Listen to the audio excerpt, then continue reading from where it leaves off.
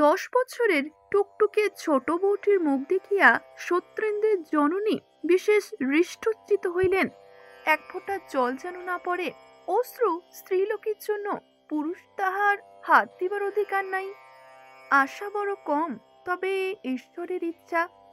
ঈশ্বরের ইচ্ছায় পরদিন বেলা 7টার সময় সরলার মৃত্যু হইল। শুভ দৃষ্টির সময় সত্যেন্দ্র দেখিল মুখখানি বড় সুন্দর। সে হোক সুন্দর, সে তথাপি ভাবিল তাহার মাথায় একটা বোঝা চাপিল।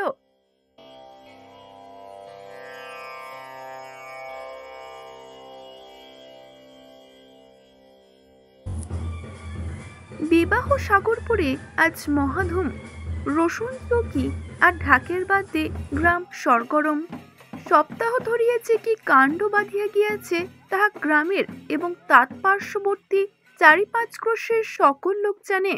এই রাজকীয় চোখে ঢাক ঢোলের এমন মহান একত্র সমাবেশ, সানাই দলের এমন আদর্শ ঐক্যভাব, কাষ্য নির্মিত বাদ্যযন্ত্রের এমন প্রচণ্ড বিক্রম দেখা গিয়েছিল যে গ্রামের লোক ইতিপূর্বে এমন কাণ্ড কখনো দেখে নাই।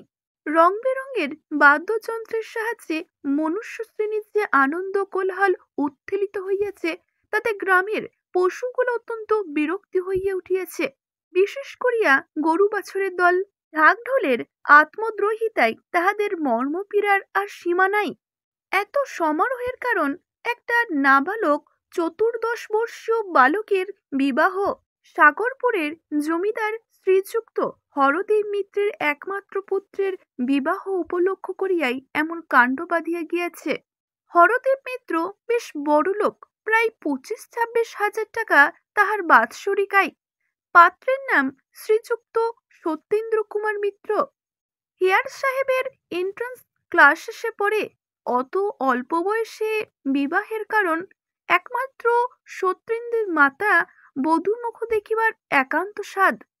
বর্ধমান জেলার দিলজানপুরের জমিদার শ্রীযুক্ত কামাখ্যাচরণ চৌধুরীর কনিষ্ঠা কন্যা সরলার সহিত সত্যেন্দ্রের বিবাহ হইয়া গেল। রাঙা বউ সত্যেন্দ্র মহাসুখী। 10 বছরের টুকটুকে ছোট বউটির মুখ দেখিয়া সত্যেন্দ্রের জননী বিশেষ হৃষ্টচিত্ত হইলেন। বিবাহের পর বৎসরেই হরদেববাবু বধূ আনিলেন, কারণ গৃহিণীর এরূপ অভিসন্ধি ছিল না যে বধূকে পিতৃগৃহে রাখিয়া দেন। তিনি প্রায় বলিতেন, বিবাহ হইলে মেয়েকে আর বাপের বাড়িতে রাখিতে নাই। মতটা মন্দ নহে। সত্যেন্দ্রের পাঠের সুবিধার জন্য হরদেববাবুকে সস্ত্রী কলিকাতাতেই থাকিতে হইত। সরলা কলিকাতায় আসিল। অল্প বয়সে বিবাহ হইয়াছিল বলিয়া সরলার হরদেববাবুর সহিত কথা কহিত। এমনকি সত্যেন্দ্র উপস্থিত থাকিলেও সে সশ্রু ঠাকুরানীর সহিত কথা বলিত। গৃহিণীর তাহাতে সুখ ভিন্ন অসুখ ছিল না। কিছুদিন পরে কামাখ্যাবাবু সরলাকে এক বাটি লইয়া গেলেন। তাহার 2-1 মাস পরে সত্যেন্দ্র একদিন রাগ করিয়া বলিয়াছিল, বইগুলোতে ছাতা ধরেছে, দোয়াতের কালি শুকিয়ে গেছে, এমন একজন নেই যে এগুলো দেখে। কথাটা মা বুঝিলেন। হরদেব বাবুও কানে গেল। তিনি হাসিয়া বউ আনিতে পাঠাইলেন। লিখিলেন, আমার বাড়িতে বড় গোলযোগ উপস্থিত হইতেছে। মা ভিন্ন বোধ হয় থামিবে না, সুতরাং মাকে পাঠাইয়া দেবেন।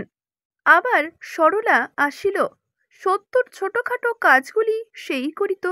বইগুলি ঝাড়িয়া মুছিয়া সাজাইয়া রাখা, কলেজের কাপড় জামাগুলি ঠিক করিয়া রাখা, অর্থাৎ তাড়াতাড়িতে 2 হাতে 2 রকমের বোতাম। কিংবা আহার করিতে অত্যন্ত বিলম্ব হইয়া গিয়াছে, কলেজের 1 ঘন্টা যাই সময়ে এক পায়ে কার্পেটের ওপর পাই বার্নিশ করা জুতা সে না পরিয়া ফেলে, ফর্সা জামাই ওপর রজক ভবনে শুভাগমনের জন্য প্রস্তুত চাদরের জুলুম না হয়, এইসব কাজগুলা সরলতাই দেখিত। সরলা না থাকিলে এসব গণ্ডগোল তাহার প্রায়ই ঘটিত। এমন অন্যমনস্ক লোক কেহ কখনো দেখে নাই। এই সকল কাজ সরলার ভিন্ন অপর কাহারও দ্বারা হইতও না বটে, আর হইলেও সত্যেন্দ্রের পছন্দ হইত না বলিয়াই বটে। কাজগুলি সরলাই করিত।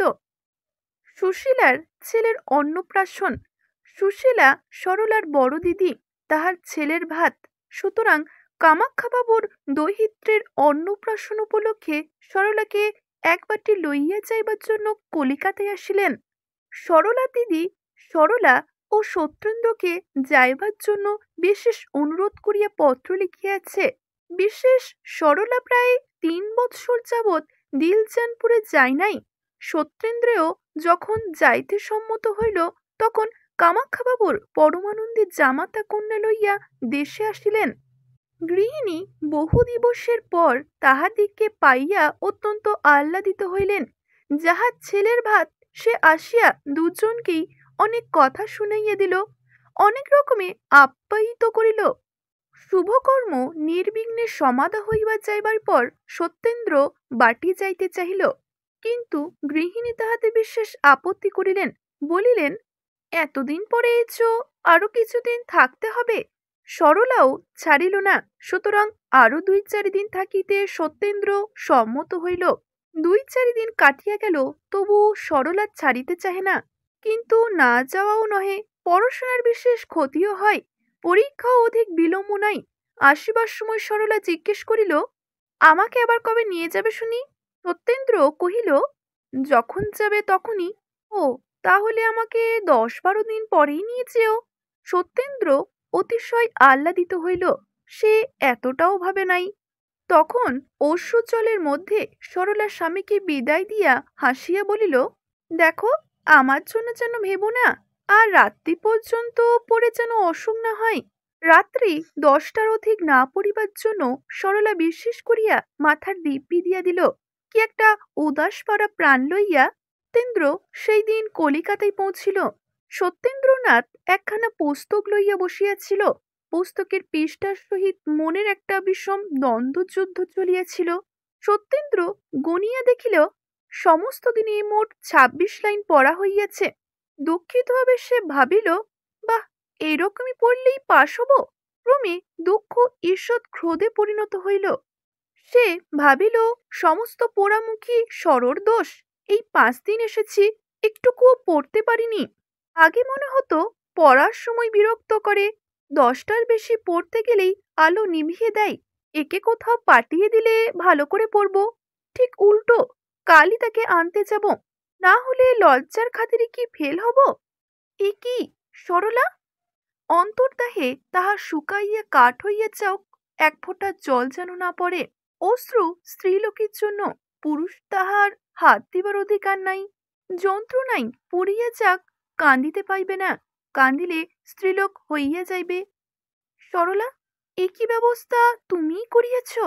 সরলা স্বামীর হাত আপনার হাত টিপিয়া ধরিয়া কাঁদিয়া বলিল, পরজন্ম বিশ্বাস করো কি?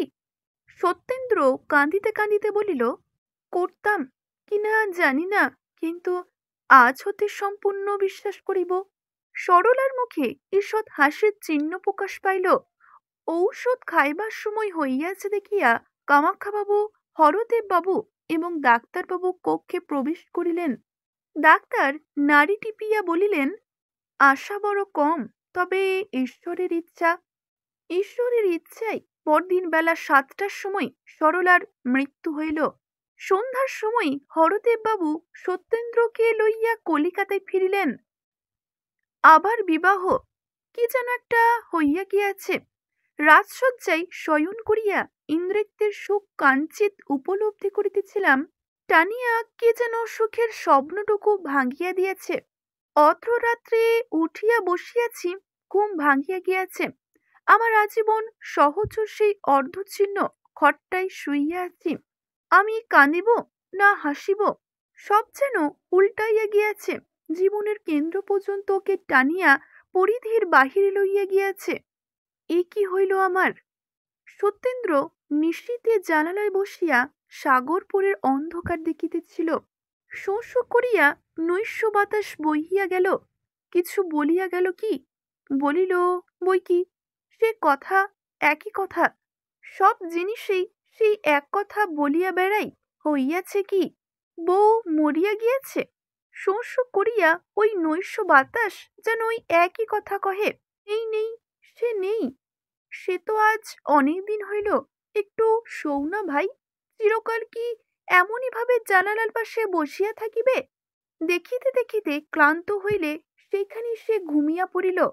প্রভাতে নিদ্রাভঙ্গ হইলে আবার সেটিকে দেখিবার চেষ্টা করে।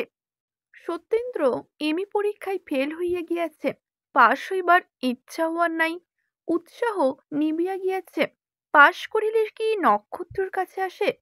হরদেব বাবু সপরিবারে দেশে চলিয়া আসিয়াছেন।